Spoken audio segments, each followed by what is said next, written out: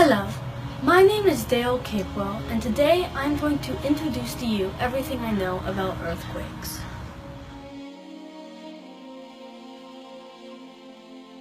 Earthquakes are one of many devastating natural disasters of the world today. Earthquakes are the result of tectonic plates moving past each other in the lithosphere. The lithosphere is the layer of Earth that separates the Earth's crust from the Earth's mantle. Whenever pressure builds up inside the mantle, the tectonic plates that make up the lithosphere start to slide. This area is called the ridge. When the tectonic plates that make up the lithosphere start to separate, they release a burst of energy known as a seismic wave. This burst of energy is caused from the pressure that builds up inside the mantle.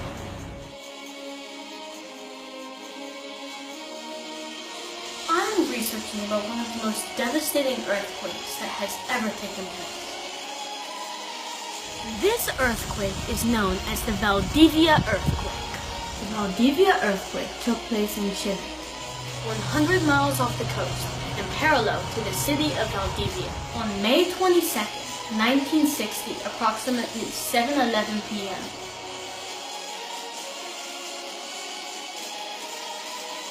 The Valdivia earthquake lasted an unbelievable amount of 10 minutes. The epicenter of this earthquake was near Lumaco, a city in the southernmost area of Chile. The epicenter of an earthquake is the area directly above where the earthquake's seismic wave occurred. When the Valdivia earthquake occurred, there were approximately 8 million people living in Chile. Due to the Valdivia earthquake, 5,000 people died. In result, the Valdivia earthquake left 2 million people homeless. The Valdivia earthquake triggered a giant tsunami which caused destruction and death to Chile, Japan, the Philippines, Eastern New Zealand, Southeast Australia, and the Aleutian Islands. Ha! Checkmate.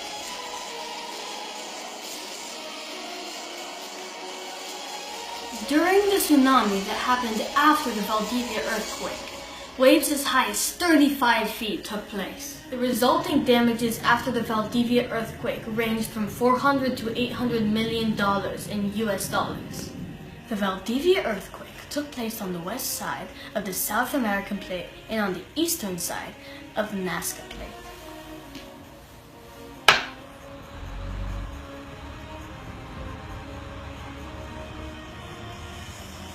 There are 3 different forms of tectonic plate interaction. They are known as convergent, divergent, and transform.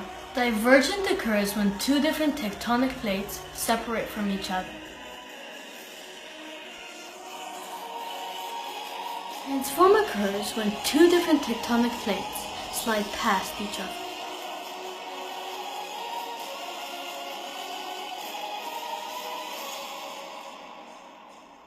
The type of plate boundary that occurred during the Valdivia earthquake is called a convergent boundary. This is when 2 different tectonic plates start pushing against each other. One of the tectonic plates starts sliding under the other. Normally, the plate that slides under the other plate lies in the depth of sea. During an earthquake, the vibration that you feel is really the result of the earthquake's seismic wave. Tectonic plates move from the result of current in the mantle. When gases react to other things, the current in the mantle can build up and cause tectonic plates to move with it. The layer of the mantle that mainly affects the tectonic plates that make up the lithosphere is called the asthenosphere. The cracks that make up the sides of tectonic plates are known as tectonic plate boundaries.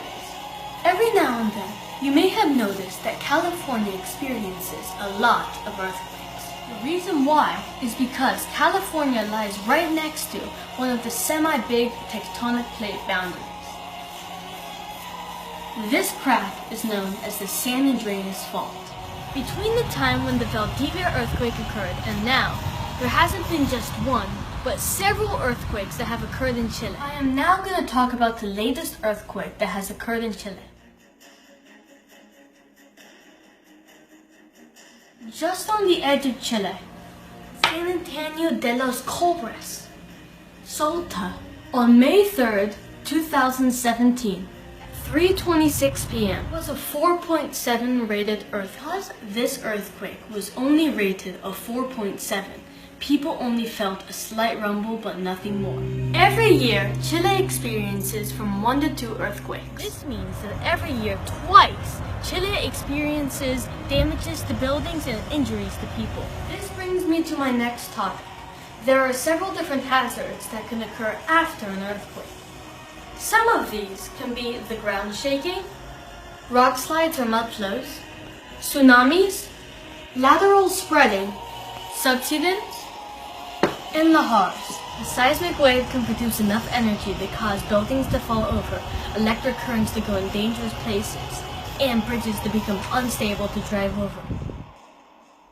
If the earthquake's seismic wave occurs underwater, there's always a chance of a tsunami occurring. To avoid this, stay away from places that experience tsunamis a lot. The coast of Chile, the southern coast of Alaska, the Indian Sea, the Japanese coast, the Kamchatka Peninsula. After an earthquake, the ground gets soft and separated. This has the ability to cause landslides and mud flows. To avoid this, stay away from hills and mountains that can cause this. Sometimes the fault line of an earthquake sinks lower than surface level. This is called a subsidence. This can cause flooding and lateral spreading if the fault line is on a downward slope. This can cause a blockage for any vehicle to pass through. To avoid this, you simply have to be aware of where you are driving. There are several things someone must do to keep themselves safe before an earthquake.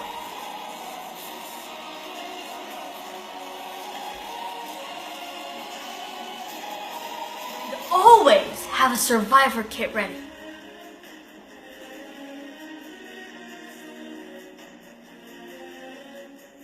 Thank you for watching my video, and today I advise you to be safe during earthquakes.